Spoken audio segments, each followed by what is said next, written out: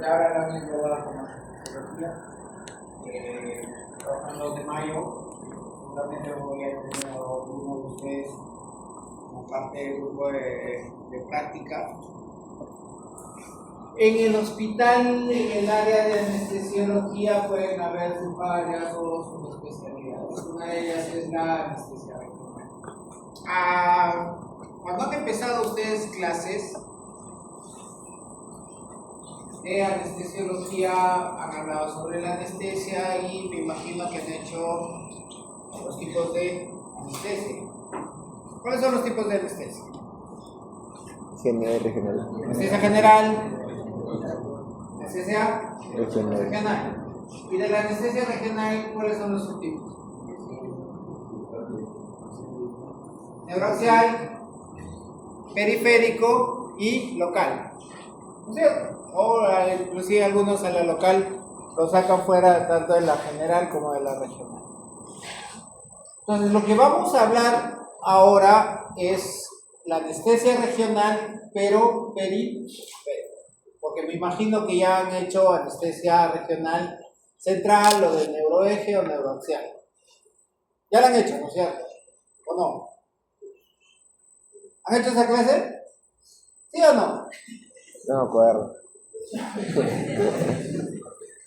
Bueno, igual, o sea, para muchos de ustedes, si no es para todos, la anestesia es como la filosofía, ¿no? O sea, ¿con qué se come? No se sabe. A mí, por ejemplo, la filosofía ha sido una cuestión bastante traumática porque nunca la entendí, nunca pude aprenderla y de ahí intenté hacerla. Y cuando ustedes entran a la carrera, o sea, probablemente ustedes, por vuestra vocación de servicio, por vuestra vocación de ayudar al prójimo, han pensado, han soñado, voy a ser cirujano, voy a ser cardiólogo, pediatra, ¿no? Pero por acá probablemente a ninguno se le ha pasado por la cabeza ser anestesiólogo. Porque es una de las cosas que no se entiende. Particularmente yo ya graduado, médico y todo lo demás, cuando entré a anestesiología había cosas que fueron muy duras para mí porque había cosas que no entendí. Parece magia negra la anestesiología.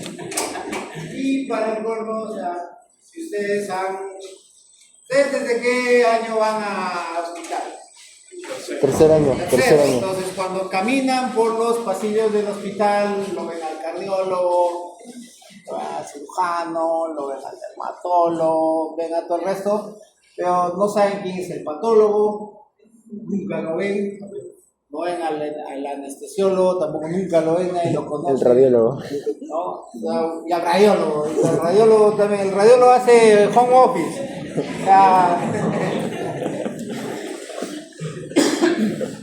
Entonces, hay cosas que voy a tratar de explicar, voy a tratar de ser lo más didáctico posible para que puedan entender un poco o mucho de lo que vamos a tocar hoy día, que es la anestesia regional periférica. ¿Ya? Vamos a hacer algunas diferenciaciones para que se pueda entender cuándo puede ser más útil y cuál podría ser la ventaja de utilizar este tipo de anestesia versus una anestesia tradicional, o sea, porque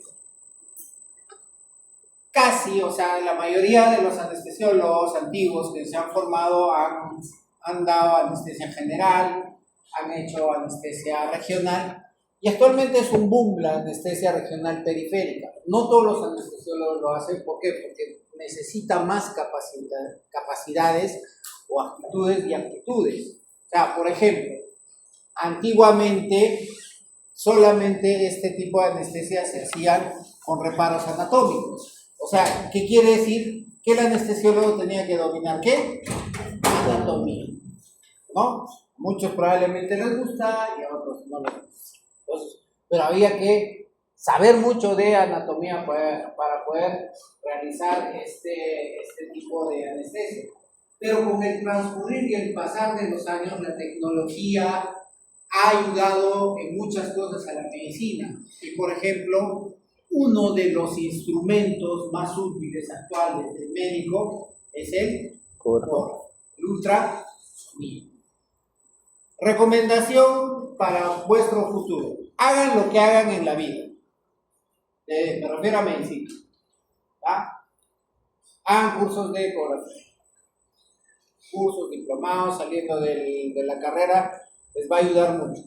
Para probablemente mucho lo que hagan. Doctor, yo quiero ser emergenciólogo. El emergenciólogo hace ecografía. Doctor, yo voy a ser intensivista. El intensivista hace ecografía. Doctor, voy a ser cardiólogo. El cardiólogo hace ecografía. Doctor, voy a ser reumatólogo. El reumatólogo hace ecografía. Doctor, voy a ser anestesiólogo. El anestesiólogo hace ecografía. ¿No? Entonces, el ecógrafo ha permitido que se puedan hacer muchos procedimientos y a la vez se pueda hacer diagnóstico al pie de la cama. O sea, traes tu ecógrafo, haces un escáner y ahí puedes hacer diagnóstico. Por ejemplo, un paciente que tiene líquido libre en cavidad abdominal, rápidamente con un ecógrafo, con una visión simple, puedes hacer el diagnóstico. El paciente puede ir a sala o hacer un tratamiento. Lo que en otro sitio tomaría que le hagan una ecografía de repente por un especialista en diagnóstico por imágenes, que en algunos hospitales no hay, o que tengas que hacerle una tomografía que en otros hospitales no tienen. Pero con una simple ecografía lo puedes hacer. Y para el colmo, o sea, hay ecógrafos que son del tamaño de vuestro celular. O sea, la tecnología ha crecido tanto que ha permitido que podamos hacer muchos procedimientos. Y entre los procedimientos que se hacen bajo ecografía son los bloqueos. Anestesia regional periférica igual sinónimo de bloqueo. Cuando yo diga bloqueo es anestesia regional periférica. ¿Estamos? ¿Ya? Vamos a tomar esto. Entonces, vamos a hablar un poco. Vamos a definir en todo caso qué son los bloqueos de nervios periféricos. O sea, como les mencionaba, actualmente son muy populares. ¿Ya? Y una de las regiones en la cual o en donde utilizamos más la anestesia regional periférica o hacemos bloqueos es para miembro superior. ¿Ya? Con el poco conocimiento que tienen de la anestesiología. Por ejemplo, ¿alguien se ha operado alguna vez de miembro superior de acá? ¿No? ¿Algún familiar? ¿No? Qué bueno. ¿Alguien le han operado, por ejemplo, a algunos familiares una cesárea o algo? Ya. Para miembro inferior, ¿qué anestesia podrías utilizar? Una epidural, una raquídea. También puedes utilizar una general. Pero para miembro superior no vas a poner una raquídea y tampoco vas a poner una epidural. ¿Por qué? Porque el nivel al que tú tendrías que acceder sería muy alto y como ustedes habrán visto, cuando yo pongo anestesia regional, pero al neuroeje, tengo la anestesia, pero tengo también el hueso. Y el hueso, por ejemplo, es el bloqueo simpático. Háganla de eso, ¿no es cierto?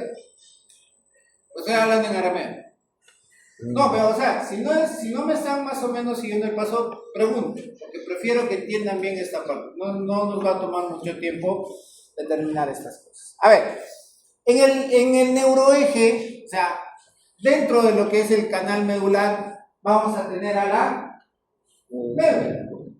¿Y de la médula quiénes van a salir? Las raíces nerviosas, ¿no? Vamos a tener las cervicales, las torácicas, las lumbares, las sacras y las coxígeas. ¿Ah? Pero dentro también del canal medular está otros, o sea, las raíces nerviosas periféricas, ¿qué sistema nervioso constituyen? El periférico, ¿no es cierto? Pero dentro de la médula también se alberga otro sistema nervioso. ¿Cuál? Central. ¿Cuál? Central. Autónomo. Y en el autónomo yo voy a tener al simpático y al parasimpático. Entonces, el sistema nervioso autónomo, ¿para qué me sirve? En una palabra, definición. ¿Para qué me sirve? Bueno, se agarra de suelo. Voy a asumir eso. Supervivencia. O sea, todas las funciones que nosotros no controlamos voluntariamente, ¿quién la controla? El sistema autonómico. O sea, ¿tú te preocupas por que tu corazón esté latiendo? No. ¿Te preocupas por estar respirando? No, porque eso lo hace el sistema nervioso autonómico, vegetativo, como quieran llamarlo. Y eso es supervivencia.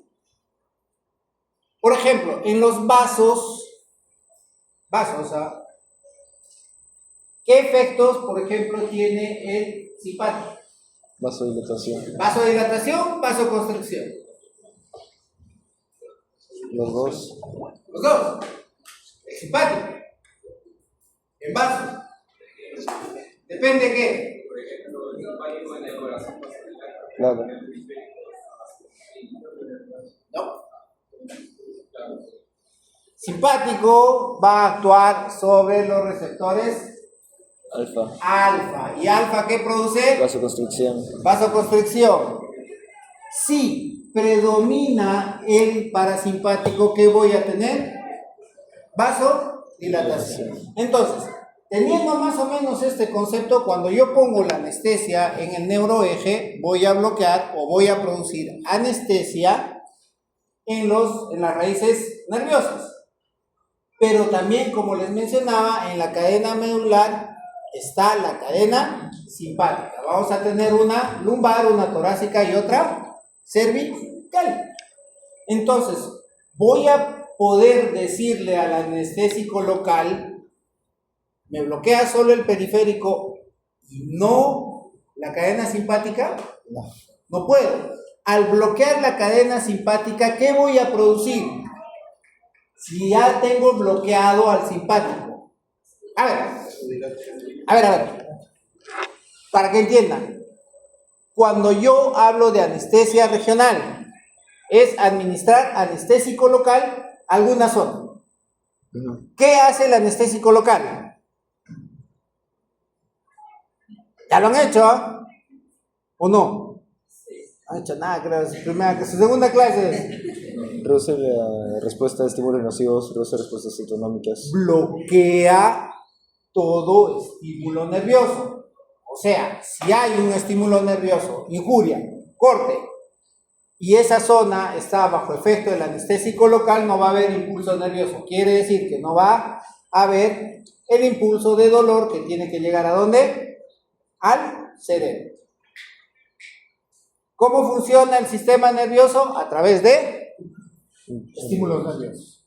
Si yo bloqueo, si yo le pongo anestésico local a la cadena simpática, ¿va a poder liberar catecolaminas? No. Entonces no se va a producir vasoconstricción. ¿Se va a producir qué? Vasodilatación, porque ¿quién está liberado? El parasimpático. Entonces, cuando han hablado de anestesia en el neuroeje, han hablado de que la anestesia que yo pongo en la columna va a llegar a ciertos niveles. Entonces, imagínense que la anestesia que yo pongo llega a una línea intermamilar. O sea, estamos hablando de T4 más o menos. De acá para abajo va a estar todo vaso dilatado. ¿A predominio de quién? De las venas. Diferencia entre venas y arterias. La capa muscular. La capa muscular, ¿qué pasa con eso? ¿Qué hace la capa muscular en las arterias? Está más gruesa. ¿Ah? Está más gruesa, es más prominente. ¿Cómo? La capa más prominente en las arterias es la capa muscular. ¿Y? ¿Qué eso hace que estén más constreñidas? No. ¿Qué tienen que soportar las arterias? Presión. Por lo tanto, yo tengo que tener paredes más rígidas. ¿Por qué? Porque si yo tengo paredes blandas va a pasar el efecto del globo. Voy a inflar, lo voy a inflar, lo voy a inflar y lo voy a inflar. Tengo que tener una resistencia. Entonces, por lo tanto, los vasos, las arterias son vasos de conductancia, o sea, conducen, soportan presión. Pero las venas, ¿van a soportar presión? No, las venas son vasos de capacitancia. ¿Por qué? Porque tienen que albergar volumen. ¿Por qué? Porque, por ejemplo, ¿cómo regresa la sangre de los pies hacia el corazón? A través de las válvulas. y a través de la contracción muscular. ¿No es cierto? Hay contracción, sube el volumen de sangre, se cierran las válvulas, contracción y va subiendo, va subiendo. En esos vasos se contiene un montón de volumen. ¿Qué pasa si yo hago un bloqueo donde voy a producir vasodilatación? La sangre no va a retornar adecuadamente porque hay gran vasodilatación, se va a contener gran volumen de sangre. Entonces disminuye el retorno venoso. ¿A dónde? Al corazón. Y por lo tanto, ¿qué puedo obtener yo clínicamente? El paciente que va a tener hipotensión y bradicardia. ¿Por qué? Porque va a haber un reflejo paradójico, porque en teoría el cuerpo va a asumir que le falta sangre. Cuando el cuerpo asume que le falta sangre, ¿qué libera?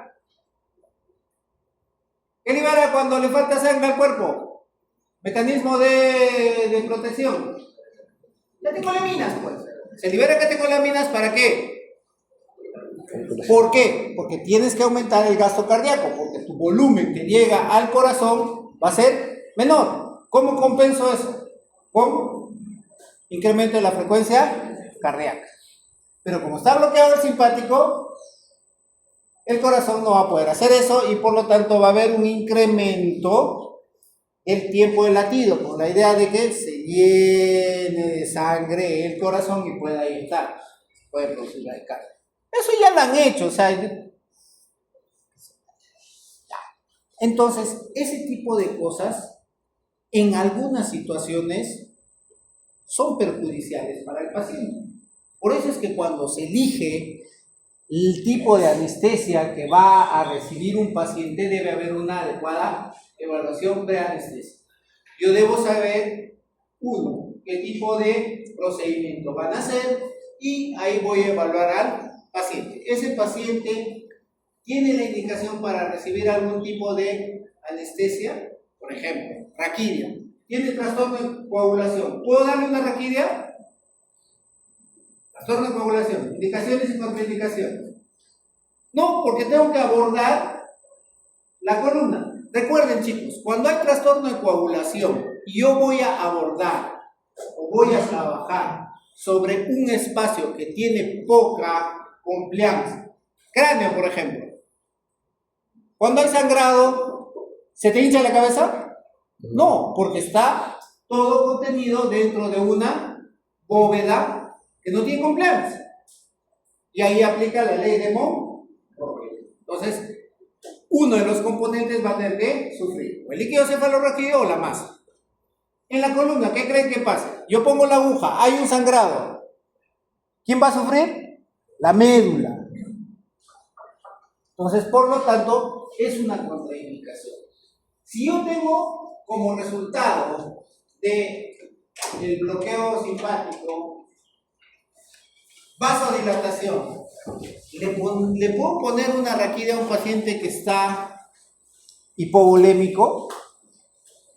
No, porque voy a provocar más vasodilatación, menos retorno venoso y por lo tanto ese paciente puede hacer hipotensión severa, bradicardia severa y puede llegar al paro. Entonces, de ahí vienen las indicaciones y las contraindicaciones de la fisiología, del mecanismo de acción de lo que yo voy a colocar. ¿Ya? Entonces, para la anestesia regional periférica, el dar anestesia a la extremidad superior ha sido uno de los procedimientos más frecuentes, más usados y actualmente es más usado. ¿Por qué? Porque el miembro superior va a estar inervado por un solo plexo. ¿Cuál es? Plexo braquial. Entonces, si yo pongo anestésico local en el plexo braquial, prácticamente voy a anestesiar todo el brazo. Entonces, me es muy factible, ¿no? Y cuando me refiero a bloquear, si yo estoy bloqueando el estímulo nervioso de un nervio dado, voy a bloquear su estimulación o su inervación sensitiva, por lo tanto el paciente ¿va a sentir dolor? No. Si yo estoy bloqueando un nervio que tiene función motora, ¿el paciente va a poder mover el brazo? No. ¿Se les ha adormecido alguna vez la pierna por estar tanto tiempo sentado en una posición incómoda? Sí. O sea, no solamente en el punto en que sienten las parestesias, sino no se percatan, pasa mucho tiempo y el pie, por ejemplo, está colgado, la punta está colgada. O sea, eso intensifíquenlo un poco más, es más o menos como se produce un bloqueo periférico. ¿Les han curado los dientes con anestésico local? ¿Qué han sentido? O sea, dolor no han sentido. Doctor, me ha puesto mala anestesia. Bueno, esa es otra cosa. Doctor, soy resistente a la anestesia. No existe. Lo que han empezado a sentir es que tocan, mueven, jalan, pero no duele. Eso más o menos es lo que van a sentir estos pacientes. ¿Por qué? Porque yo al bloquear el estímulo nervioso, mi plexo braquial, vamos a hablar específicamente del plexo braquial, yo voy a producir un bloqueo del estímulo nervioso de la parte motora y de la parte sensitiva. Por lo tanto, el paciente va a tener el brazo no lo va a poder mover. ¿Ya? Ahora, otra de las ventajas, ¿a qué es lo que más miedo le tienen los pacientes que van a entrar a sala de operaciones? ¿Cuál sería tu mayor miedo? ¿A qué tendrías miedo si te vas a operar? Que me operen el otro brazo.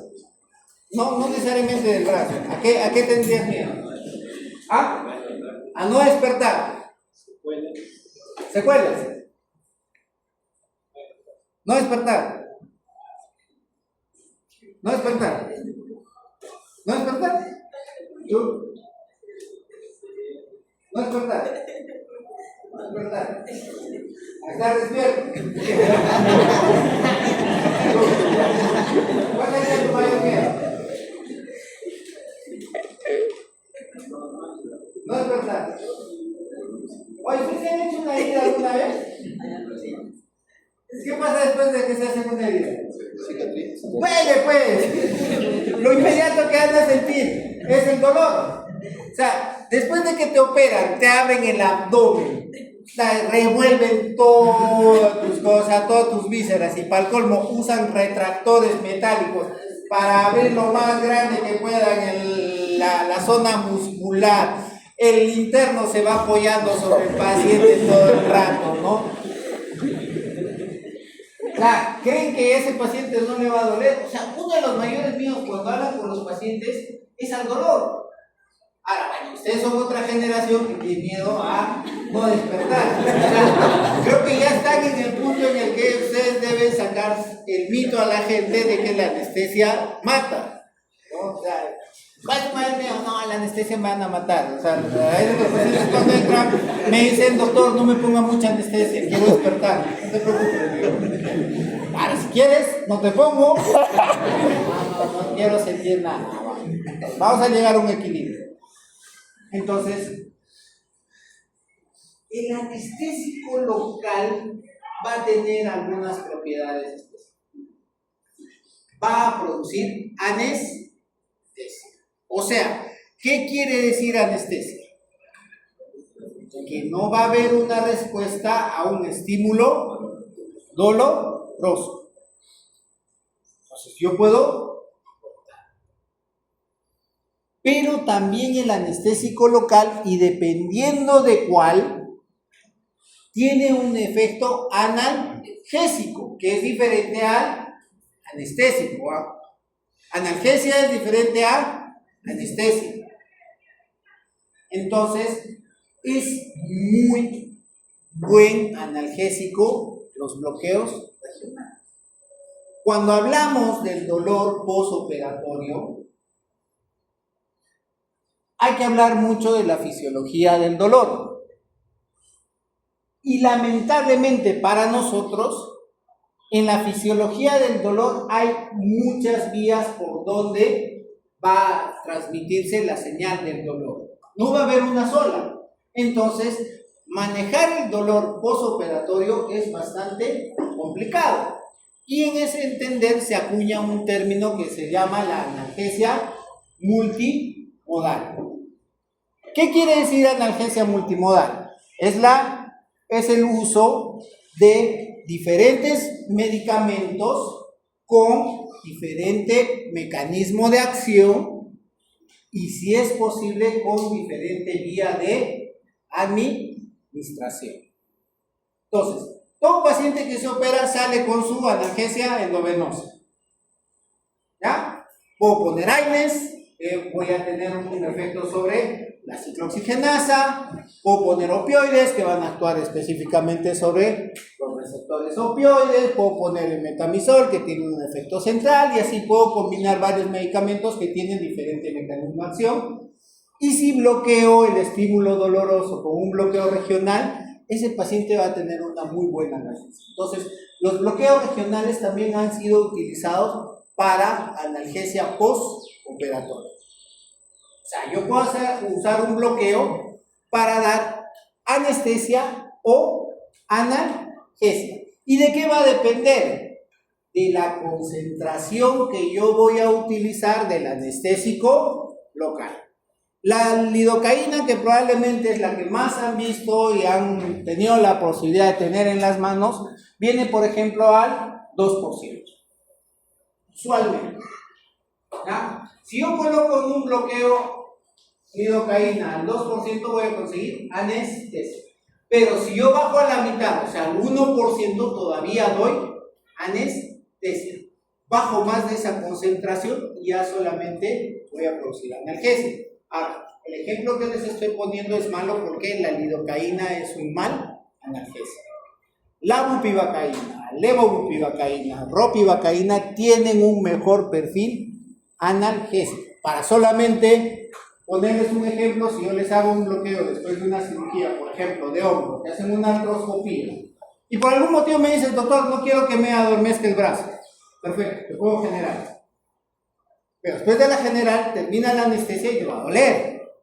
Te voy a poner tus analgésicos endovenosos, pero te va a doler. ¿Por qué? Porque por el mismo mecanismo de la cirugía, por la misma injuria de lo que van a hacer, de repente van a hacer osteotomía, van a hacer suturas de alta tensión, pero además en las artroscopías han visto que hacen, llenan de agua la articulación y la bursa está sobredistendida. ¿Y eso creen que les va a producir dolor? Por supuesto. Y más aún si es una articulación bastante móvil. Ahora, imagínense, por ejemplo, un corte debajo de la parrilla costal. Cuando respiren, ¿les va a doler? ¿Qué es lo que van a hacer? Van a respirar con un volumen tidal mucho más bajo, más rápido para compensar el volumen minuto. Pero eso que trae como consecuencia la posibilidad de que hagan atelectasias. Y esa es una de las complicaciones respiratorias más frecuentes en cirugías de tipo torácico, de tipo abdominal, por un mal manejo del dolor. O sea, si a un paciente tú le manejas bien el dolor, va a respirar, va a amplexar adecuadamente, va a hacer atelectasias, probablemente. Ahí la importancia del manejo del dolor. Y ahí entran los bloqueos. O sea, yo puedo darte anestesia o puedo darte analgesia. Ahora, se puede bloquear casi todo nervio del cuerpo. Lo único que hay que saber es por dónde pasa, cómo lo ubico y ahí le pongo la anestesia. Puedo bloquear plexo cervical, puedo bloquear plexo braquial, puedo bloquear plexo lumbar, plexo sacro, plexo coxígeo. Y puedo bloquear los nervios en su recorrido. Para eso necesito anatomía. ¿Ya? Entonces, ya específicamente hablando del plexo braquial, les había dicho, una de las ventajas del miembro superior es que solamente lo va a inervar plexo braquial. Ahora, miembro inferior, ¿quiénes lo inervan? Mis grandes anatomistas, ustedes han hecho ya anatomía hace mucho menos tiempo que yo. Para que se asusten, yo he entrado a la universidad del 2000. Anatomía he hecho en 2001. Ya hace. ¿Ustedes hace cuánto han hecho anatomía? Ciático femoral exterador. ¿Qué plexos, escuchen bien qué plexos inervan miembro inferior? Lumbar sacro. Lumbar y el sacro. Lumbar todo lo que es la parte anterior del muslo y la cara interna de la pierna. Y el plexo sacro con el ciático como su mejor o su mayor representante, cara posterior y toda la pierna, prácticamente excepto la cara ancha. Entonces, es un poquito más complicado hacer un bloqueo para miembro inferior. No quiere decir que sea imposible. En este caso, yo tengo que hacer dos funciones. En el plexo braquial tendría que ser solo una, porque es el único que me inerva acá. Por eso es que de repente es más popular para miembro superior que para miembro inferior, porque entre los mismos anestesiólogos dicen, ¿para qué vas a punzar dos veces si le haces una sola con la raquilla? Solo incómodo, pero bloquear las dos, bien. Pero va a haber situaciones en las que de repente no es factible hacer una raquilla. Paciente infantado, paciente con trastorno de coagulación. Entonces, en cierto tipo de situaciones yo voy a tener que escoger qué anestesia voy a poner. ¿Por qué? Porque cuando yo voy a poner el anestésico local a nivel periférico, yo voy a tener el acompañante que no quiero bloquear. ¿Voy a tener cadena simpática? ¿Sí? No. Entonces, yo voy a producir lo bonito de la anestesia, que no responda al dolor, y no voy a producir un gran efecto vasodilatador que me pueda producir hipotensión y que me pueda producir bradicardia, que son uno de los efectos hemodinámicos que yo no quiero de la anestesia regional. Entonces, es mucho más, tiene un perfil de mucha más seguridad en cuanto a ese aspecto. Por eso es que en ciertas situaciones a mí me podría convenir dar una anestesia, un bloqueo. ¿Ya? Entonces, para recordar, el plexo braquial va a estar formado por 5 raíces. C5, C6, C7, C8 y T1. ¿Ya? Esas van a ser las raíces que van a formar. Una vez que salen del canal medular, se van a juntar. C5, C6 va a formar el tronco superior, C7 va a continuar solo, C8 y T1 va a formar el tronco inferior. ¿Por qué la importancia de saber esto? Porque a medida que los nervios van discurriendo de proximal a distal, van a emitir ramas. Y esas ramas van a inervar alguna zona. Entonces, si yo, por ejemplo, pongo el anestésico local a este nivel, ¿voy a bloquear todo? Sí. Si yo pongo a este nivel, ¿voy a bloquear las ramas que han salido antes de donde yo estoy colocando el anestésico? No. Y ahí va a haber una diferencia entre los puntos o los abordajes que yo voy a utilizar del plexo braquial. Voy a dejar de anestesiar alguna parte porque ya no voy a cubrir un ramo que ha nacido antes del punto que estoy bloqueando. Entonces, por eso es importante saber que puedo hacer bloqueos a nivel de raíces, puedo hacer a nivel de troncos, puedo hacer a nivel de las divisiones, de los fascículos, o inclusive puedo bloquear ya los nervios terminales del plexo braquial. Y los ramos terminales del plexo braquial son el radial, mediano, cubital, músculo cutáneo y el nervio axilar. Entonces, esos yo los puedo bloquear cada uno. Entonces, ¿qué me permite también los bloqueos? Hacer una anestesia ultra selectiva. Por ejemplo, me van a operar del dedo, primer dedo. ¿Ya? ¿Quiénes van a inervar al primer dedo? El mediano y el radial. Entonces, yo puedo de repente por acá, por debajo del codo o por encima del codo, ¿puedo anestesiar solo el radial y el mediano? Sí.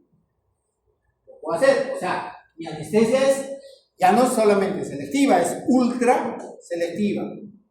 ¿Por qué? Porque de repente esa cirugía, a diferencia de otras, es una cirugía ambulatoria. O sea, vienes de tu casa, llegas al hospital, entras a sala, sales de sala, haces recuperación y te vas para tu casa. Entonces, cuando yo te hago un bloqueo, cuando te hago más alto, voy a tener mayor afectación. Y les había dicho que voy a bloquear parte sensitiva y parte motora. Entonces, ¿qué va a pasar? Vas a tener imposibilidad de mover el brazo. ¿Y te irías a tu casa con el brazo bloqueado?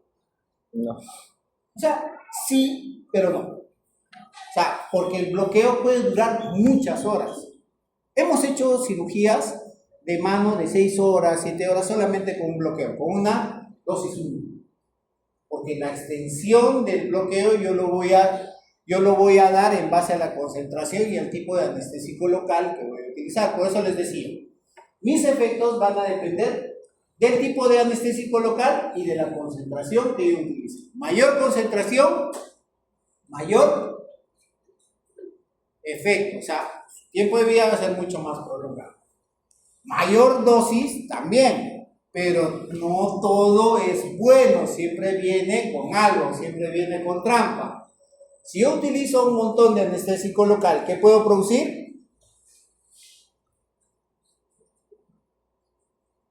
Toxicidad por anestésico local. Los anestésicos locales se van a absorber, van a pasar a la circulación y van a conseguir un pico plasmático.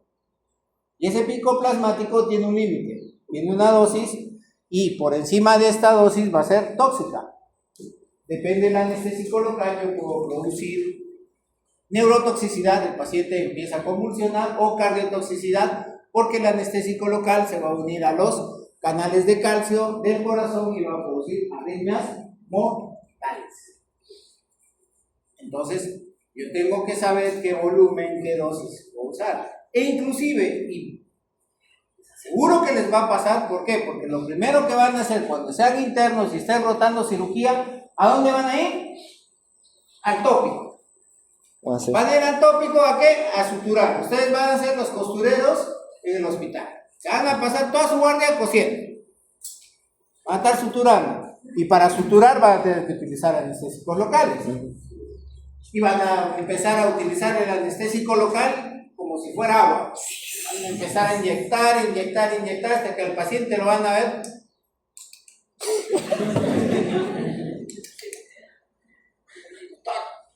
¿Qué ha pasado? Me siento a metal. El paciente se está intoxicando con el anestésico local y de ahí se va a arrumbar y va a empezar a van a ir al familiar y su familiar tiene epilepsia. Por eso todo lo que utilizamos en medicina debemos saber para qué lo uso, cuándo no usarlo y qué debo cuidar de lo que yo uso. Lo que les mencionaba, yo puedo abordar el plexo braquial en diferentes áreas. Lo puedo hacer a nivel de raíces, a nivel de troncos, en subdivisiones, en las cuerdas, y en los cordones, o en las terminaciones, en los ramos terminales. ¿Ya? Entonces, como les decía, dependiendo de dónde yo voy a poner el anestésico local, voy a tener una afectación del área. Ahorita lo vamos a encontrar. Entonces, lo que les mencionaba, si yo voy a utilizar anestésico local, por ejemplo en el brazo, y tengo que ser bien selectivo porque tiene que cubrir la cirugía que voy a utilizar, tengo que saber qué nervios me van a inervar la zona que va a ser afecta en la cirugía. Por ejemplo, si me hacen un corte, exagerando, me hacen un corte del esternón hacia el primer dedo, o sea, es un semejante corte, yo tendría que saber que, por ejemplo, del hombro para abajo, sí voy a poder conseguir anestesia solamente bloqueando el plexo braquial, pero esta zona tiene una inervación totalmente diferente. Entonces, o complementaré con otro tipo de bloqueo o diré, mi bloqueo no va a ser suficiente para la cirugía que van a hacer. Entonces optaré de repente por una anestesia general y ver alguna forma de hacer analgesia. De repente le hago un bloqueo igual, cubro toda esta parte le hago otro tipo de bloqueo. Puedo poner una analgesia fibral, puedo hacer un bloqueo director de la espina. O sea, hay un montón de bloqueos para diferentes zonas. O sea, cuando nosotros estudiamos anestesia regional, cuando nosotros hacemos analgesia postoperatoria, vamos viendo por segmentos que se operan. Es diferente darle analgesia, por ejemplo, al hombro, porque el hombro va a ser inervado por diferentes nervios. e inclusive por diferentes plexos. Voy a tener plexo braquial y también voy a tener plexo cervical.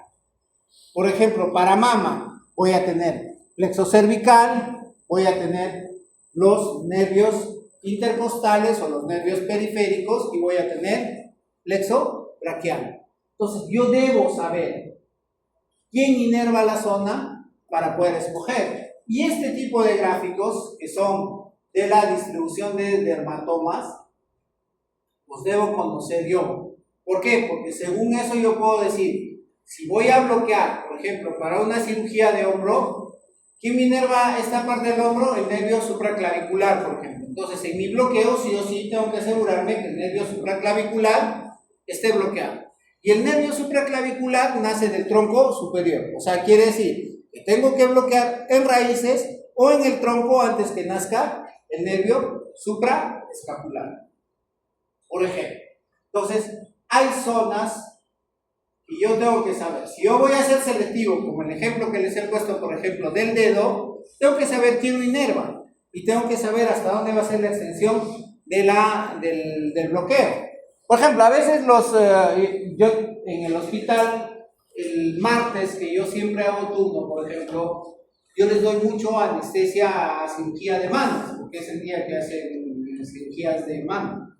Entonces, a veces vienen y me dicen, doctor, es un dedito. Bacán, le digo, le hago un bloqueo selectivo. Le bloqueo mediano, radial. Están ahí operando y escucho que el paciente dice, ¡au! ¿Qué ha pasado? Y los veo a los cirujanos cortando acá. Oye, pero me has dicho que solo dedo. No, voy a sacar un pedacito de piel. Pero yo no he bloqueado esa zona. Ya, entonces. Todavía piensan que mi bloqueo no ha pegado bien. O sea, que ha estado incompleto. Y yo estoy preocupado, mi bloqueo. Si hemos visto bonito y como mis residentes son los que hacen los bloqueos, todavía les echo la culpa. No te ha salido el bloqueo. Y luego veo el campo y están cortando acá. Digo, no, pues tienes que avisarme. Por eso, precisamente, yo tengo que conocer la cirugía y tengo que tener una buena coordinación con el cirujano para saber qué es lo que van a hacer, ¿no? Y, a ver, escuchen bien lo que les voy a decir, ¿ah? Luego no me digan, está difícil. Hay una zona del miembro superior que no es bloqueado por el plexo braquial. Y es esta que está en verde. Esta zona que está en verde lo va a inervar el nervio intercosto braquial, que es rama de la torácica 2, o sea, de raíz nerviosa torácica 2. O sea, si yo hago un bloqueo en plexo braquial, voy a hacer que el anestésico local llegue a esa zona. Entonces, si quieren abordar esta zona los cirujanos, por más que haga un excelente bloqueo, al paciente le puede doler. ¿Recuerden eso? Y así como hay una distribución de los dermatomas, también hay una distribución de los miotomas. O sea, los músculos tienen una inervación totalmente diferente a la que tiene la parte cutánea. Y también tenemos a los osteotomas, que también tienen una inervación totalmente diferente a la del músculo y a la de la piel. Entonces yo tengo que saber todas esas cosas para utilizar un bloqueo. Lo que les mencionaba, el nervio intercosto braquial va a inervar la cara interna del brazo y ese nervio no depende del plexo braquial. Entonces ningún bloqueo del plexo braquial va a afectar este nervio. Entonces, si van a afectar esta zona, yo tengo que complementar un bloqueo del nervio intercosto braquial. Con eso yo tengo ahorita la extensión del miembro superior anestesiado. Entonces, lo que les mencionaba, puedo abordar en diferentes sitios el plexo braquial. Y una vez que las raíces nerviosas van a salir del canal medular, del agujero de conjunción, se van a dirigir de cefálico a caudal, de medial hacia lateral, de la región cervical hacia la fosa axilar. Ese va a ser el recorrido que va a tener el plexo nervioso. Entonces, las raíces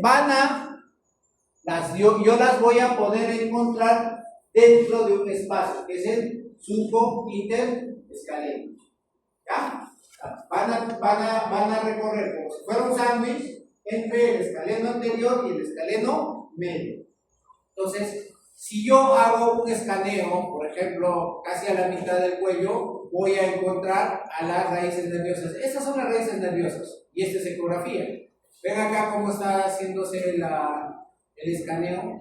Entonces, una vez que yo he identificado los nervios, meto una aguja en la cercanía del nervio, administro el anestésico local, espero un rato, inicia la marcha. El paciente poco a poco va a estar así, el brazo va a estar colgado en la camilla. No siente. Y no puede controlar. Tú le pones acá encima y se le cae la cara. Entonces, ese es un signo de que el bloqueo está siendo efectivo. Ahora, sí va a haber alguna afectación simpática, pero de los filetes que afectan específicamente a los vasos y a la piel. Pero ya no vas a tener afectación de cadena. Entonces, por lo tanto, la lidocaína, los anestésicos locales producen cierta vasodilatación en la zona local. Entonces, ¿qué puedo tener yo ahí? Que el brazo esté más caliente en esa zona que el otro.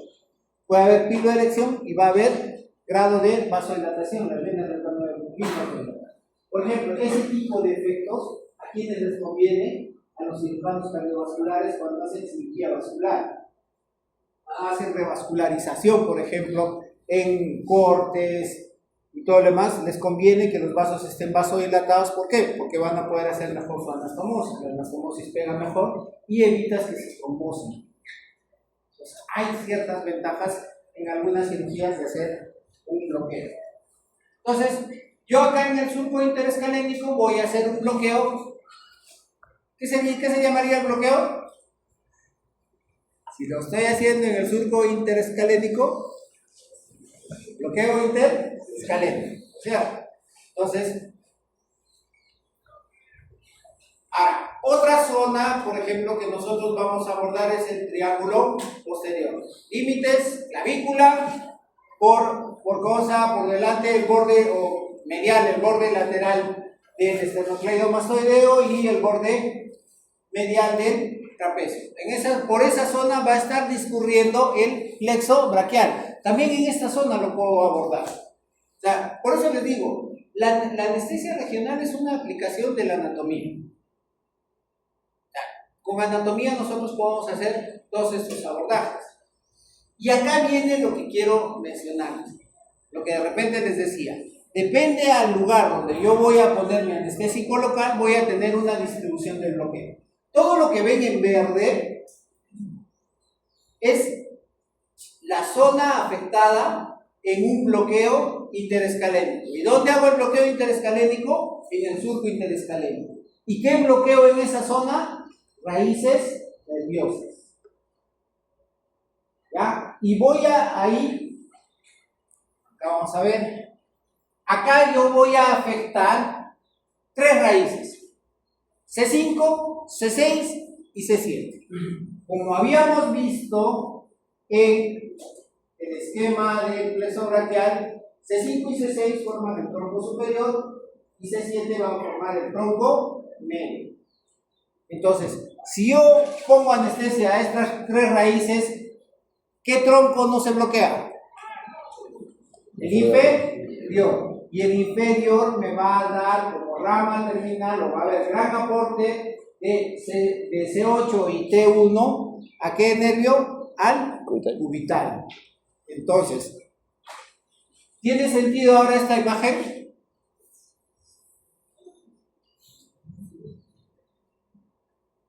Yo no le he puesto anestesia al tronco inferior, por lo tanto no va a estar afectado. Entonces, pregunta de examen. Un paciente de 34 años ingresa a sala de operación. Es bloqueado por el residente del primer año con un bloqueo interescalénico y la cirugía es del quinto dedo. ¿Ha hecho un procedimiento correcto o no? No. Esa va a ser una anestesia de nivel A, así se llama. porque el paciente va a estar porque le va a doler, pues, porque no tiene anestesia en esa zona. Entonces, ¿un bloqueo interescalénico sirve para mano? No. Y más aún si yo voy a abordar la región afectada por el nervio cubital. ¿Ya? Entonces, por eso les decía. Y miren, ¿eso quién lo inerva? El nervio intercostado braquial. ¿Listo? Anteriormente lo que hacían es los bloqueos con reparos anatómicos. Entonces, ¿qué hacían? Trataban de encontrar el surco interescalénico. ¿Cómo lo hacían? Reconocían el esternocleidomastoideo, lo retraían un poco y por debajo encontraban el surco interescalénico.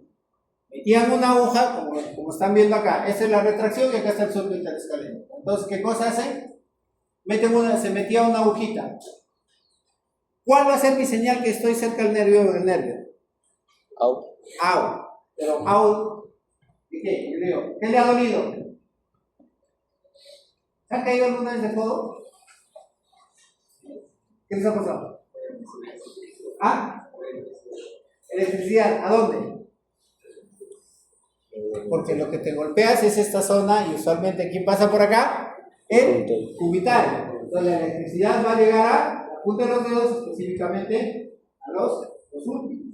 Entonces, si yo toco esta zona y esa zona inerva el hombro, te va a decir, electricidad, doctor, electricidad. ¿Dónde? El hombro. Retiro un poco la aguja, pongo la anestesia. Entonces, en ese tipo de anestesia, yo tenía que utilizar gran volumen.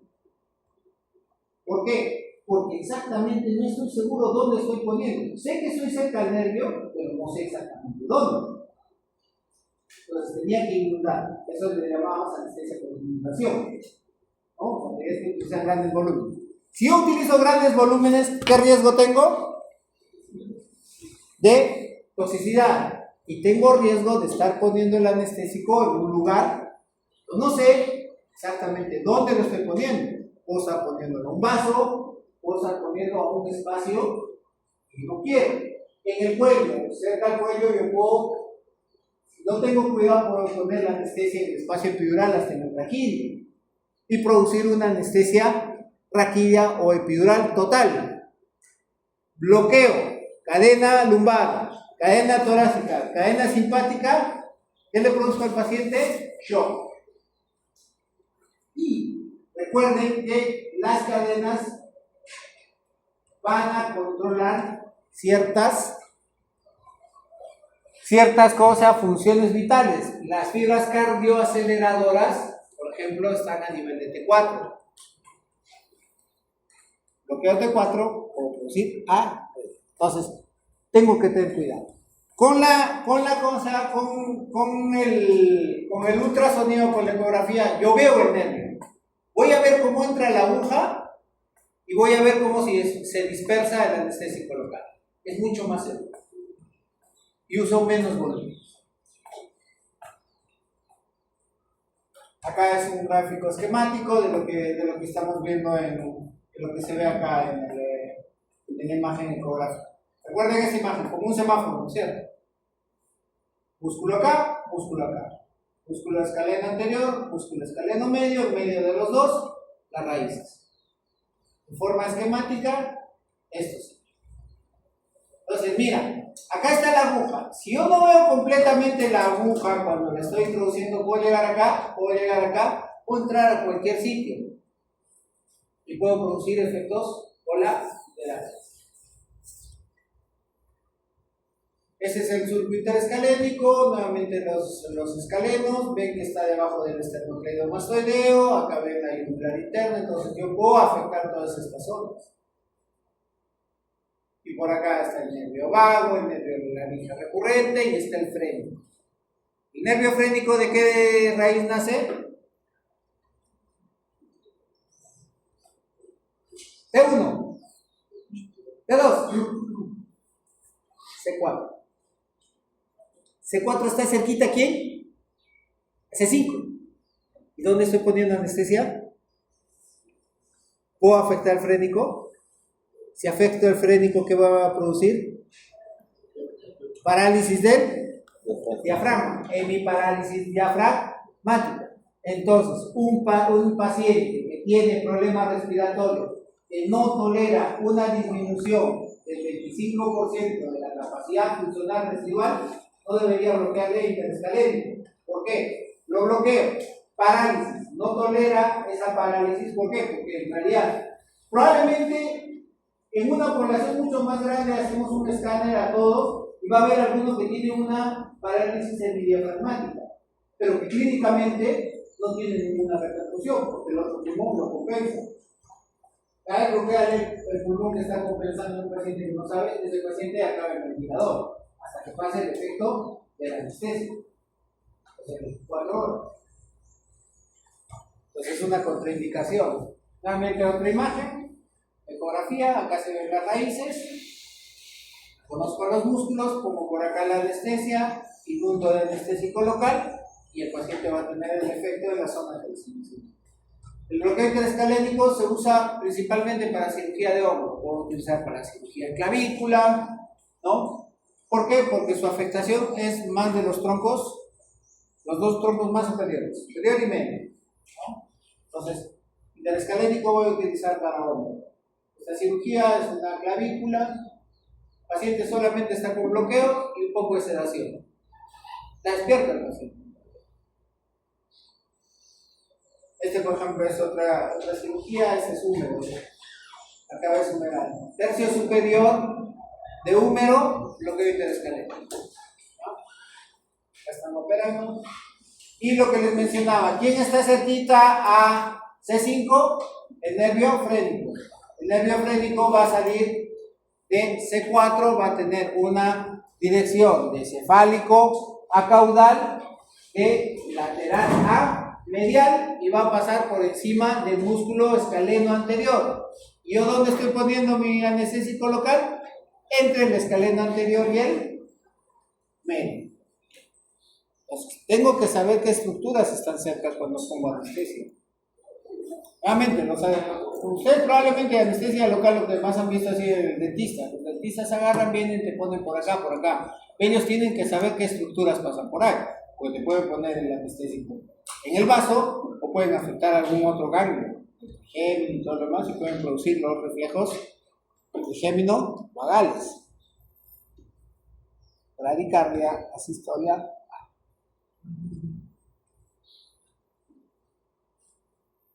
Otra zona en la que yo puedo abordar el plexo braquial es en la fosa supraclavicular, por encima de la clavícula, en la porción inferior del triángulo posterior que les había mencionado.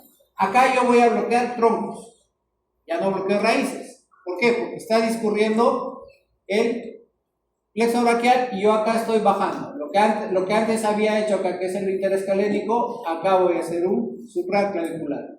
Entonces, acá, ¿qué es lo que yo encuentro?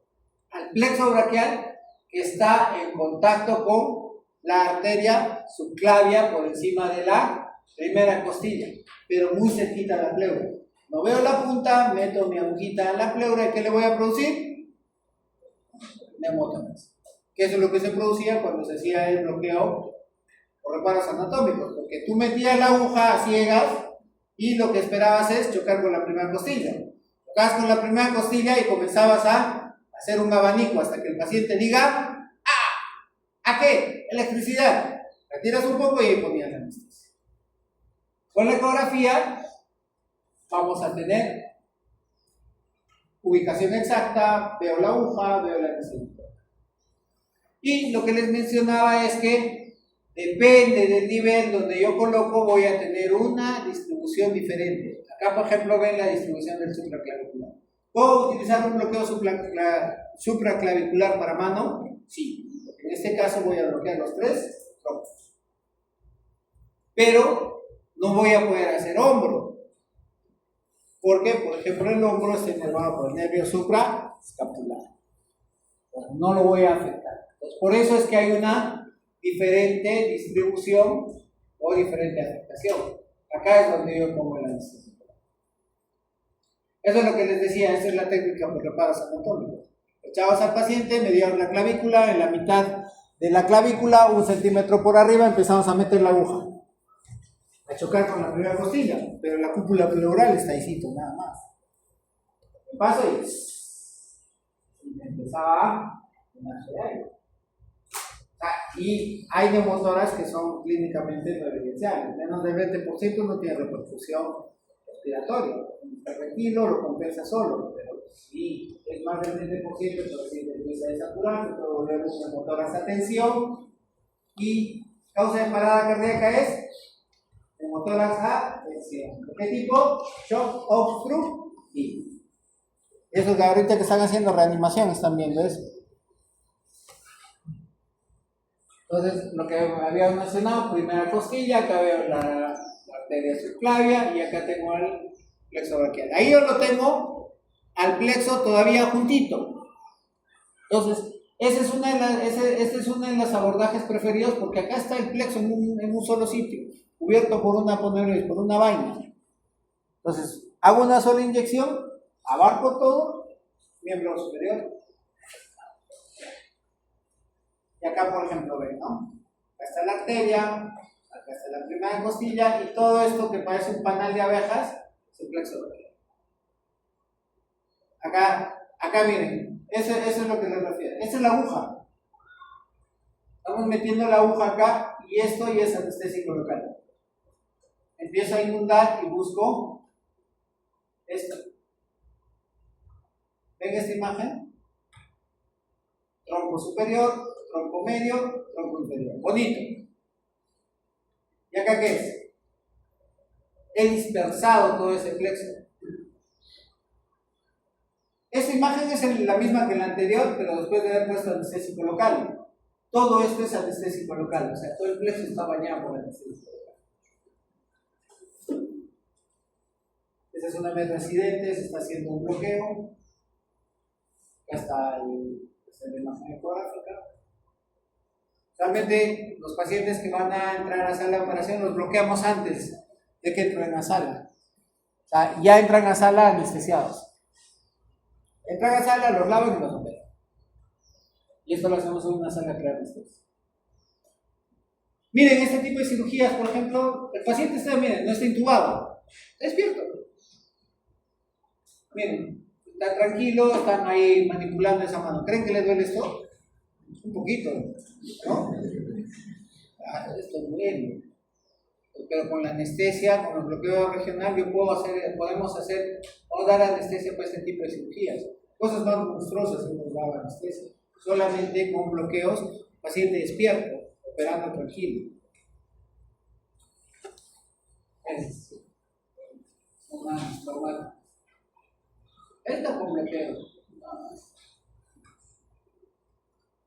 Y otro de los abordajes son el abordaje axilar. ¿Dónde les había dicho que llega el plexo braquial? A la fosa axilar. En la fosa axilar yo ya no voy a bloquear ni troncos, ni cordones, ni raíces. Voy a bloquear mi fosa, las ramas terminales. Y en esta zona ya los nervios van a encontrarse en una estrecha relación con la arteria axilar. Entonces yo lo que voy a hacer es voy a poner anestesia alrededor de la arteria axilar. Entonces, ¿qué es lo que les había dicho? Riesgo, harto anestésico local. ¿Riesgo de qué? Toxicidad. Estoy poniendo la anestesia alrededor de la arteria. Ese anestésico local se va a absorber a la arteria, se va a absorber a los vasos. Porque eso es el camino natural del fármaco.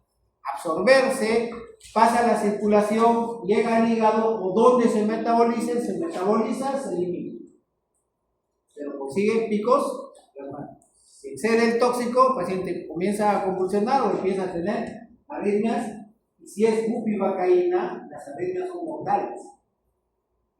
Ahí tenemos que utilizar función de lípidos para poder competir, o sea, como un quelante. Le meto la infusión de lípidos porque la bupivacaína es lipofílica. ¿Qué quiere decir? Ya gusta los lípidos. Entonces, por competencia, trato de que salgan del receptor y se unan a los lípidos. Y los lípidos se reducen.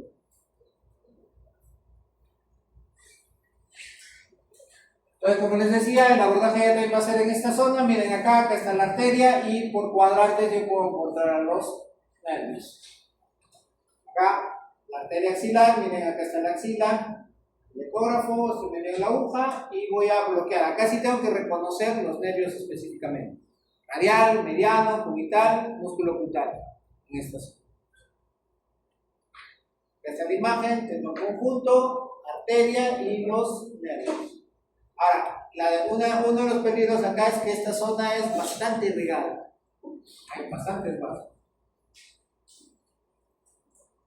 Y la otra opción es hacer los bloqueos mucho más distales, ya haciendo la identificación específica de un nervio en su recorrido. O sea, yo puedo agarrar el nervio en cualquier parte de su recorrido. O sea, tengo que reconocer el músculo, el plano intermuscular donde entra. Si puedo, reconozco al nervio, porque hay bloqueos interfaciales, o sea, bloqueos que yo pongo el anestésico local en un plano interfacial, o sea, entre dos músculos, entre dos fascias. Meto anestésico, se difunde y en algún momento lo va a agarrar al nervio. O sea, no necesariamente para algunos bloqueos yo necesito ver específicamente el nervio. Eso también se puede hacer. Y acá, por ejemplo, estamos haciendo un bloqueo a nivel de la tabacera anatómica, que eso, por ejemplo, lo pueden hacer ustedes en tópico. En vez de inundarle el dedo de anestésico local, le hacen una inyección de 2-3 centímetros de anestésico local, está anestesiado, elegante, con su cortecito y empiezan a suturar. ¿Dónde se aprendía anestesia? Igual, el nervio mediano también entre el flexor del primer dedo y el flexor común. Acá ven dos rayitas. En la segunda rayita, ahí, ponen hasta el fondo, chocan hueso o hasta que el paciente sienta parestesia, infiltran, mediano, bloqueado. Y el cubital, palpan el pulso de la arteria cubital. ¿Y cómo es la disposición del paquete vasculonervioso? Famoso mango. Vena, arteria, nervio. El nervio va a estar lateral a la arteria, palpan el pulso y lateral al pulso, inyectan y ahí van a bloquear el cubital. Entonces, este es un cuadro comparativo de más o menos lo que ya hemos estado hablando. O sea, ¿qué cosa bloqueo, por ejemplo? En el interescalénico ya les había dicho, raíces, ¿no? A nivel supraclavicular, trombos. A nivel infraclavicular, fascículos. Y a nivel axilar, nervios terminales. Referencias anatómicas, bueno, no son fáciles para el interescalénico y el supra, para el infraclavicular y para el axilar son más fáciles. Nivel de bloqueo, ¿qué cosa yo bloqueo con los diferentes anestesios y los volúmenes agudos? ¿Ya? Acá vamos a encontrar las diferentes contraindicaciones. Les he hablado de las principales y muchas de ellas son por efecto del anestésico local en un área que yo no quiero o que es circundante a donde estoy dejando el anestésico local. Si utilizo grandes volúmenes, los puedo afectar a otras zonas. Por eso tengo que tener cuidado con el volumen y tengo que tener cuidado donde estoy dejando el anestésico. Porque, por ejemplo, a nivel interescalénico puedo bloquear el nervio laríngeo recurrente. El paciente empieza a tener disfonía. O estoy bloqueando acá y el paciente empieza a caérsele el ojo, se pone rojo, empieza a ponerse más caliente. ¿Qué síndrome es eso? Dosis papilar. Hormona. ¿Por qué? Porque mi anestésico local ha llegado a la cadena simpática cervical.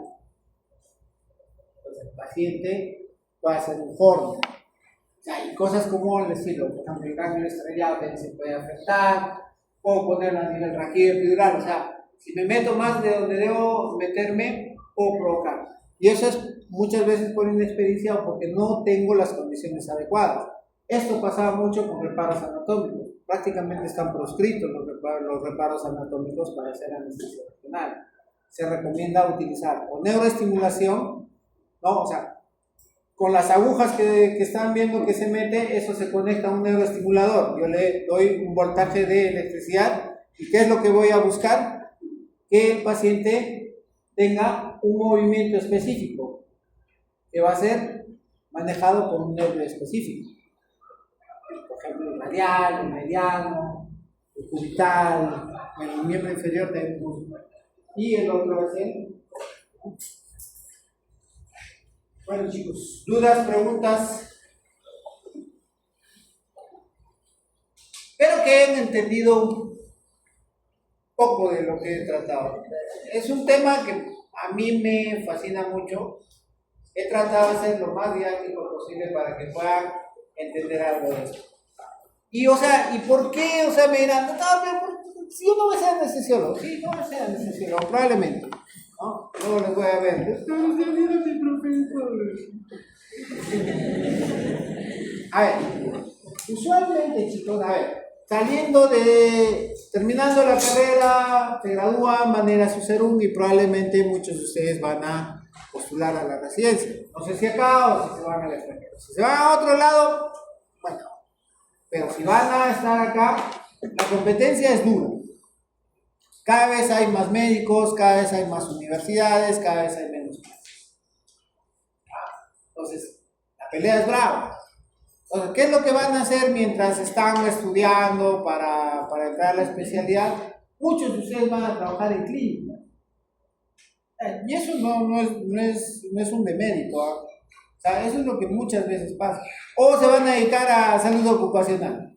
Que quieran hacer Sí, o sea, pasa eso, ¿no? Yo he trabajado saliendo terminando la carrera, o sea, postulé, no la agarré, mientras esperaba el año, trabajé en una clínica. Y en las clínicas, o sea, son los famosos médicos internos o médicos residentes que les llaman en las clínicas, van a escuchar eso. El médico general que trabaja en una clínica le dicen médico residente o médico interno, por no decir médico, nada, porque la gente no quiere que le atienda un médico.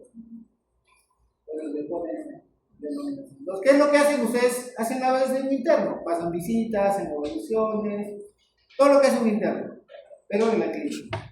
Y aparte, muchas veces a ustedes los hacen entrar a las salas de recuperación post-anestesia. En clínicas más pequeñas, porque en clínicas grandes, o sea, lo maneja el anestesiólogo.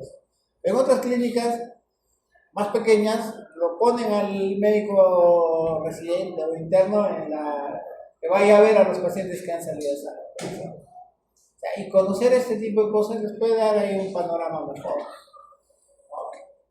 Por ejemplo, saber que después de una anestesia general el paciente puede tener problemas respiratorios, puede hacer apnea, que controla la vía aérea, o saber que puede hacer parálisis residual porque utiliza bloqueadores neuromusculares. Cositas como esas, o sea, les puede servir. Y el consejo que les he dado, hagan cursos de ecografía. No importa lo que luego sean, a qué se dediquen posteriormente. Me refiero a la especialidad, o de repente algunos irán a ser ministros de salud, ¿no? Que hagan ecografía porque les va a abrir puertas. Cuando busquen trabajo, les va a abrir puertas. Y la otra es, hagan cursos de reanimación con certificación internacional. PLS, ACLS, PHTLS, porque por ejemplo los que van a ir a trabajar como médicos ocupacionales, van a las minas, pagan bien. Mucha gente de mis amigos se han dedicado a eso, pagan bien, mucho mejor de lo que me pagan a mí, ¿no? Pero, por ejemplo, para acceder a esos trabajos les piden ese tipo de cosas. Ahí es básico para el médico saber de reanimación y en algunos casos de ecografía. Así que, un buen servicio. Listo.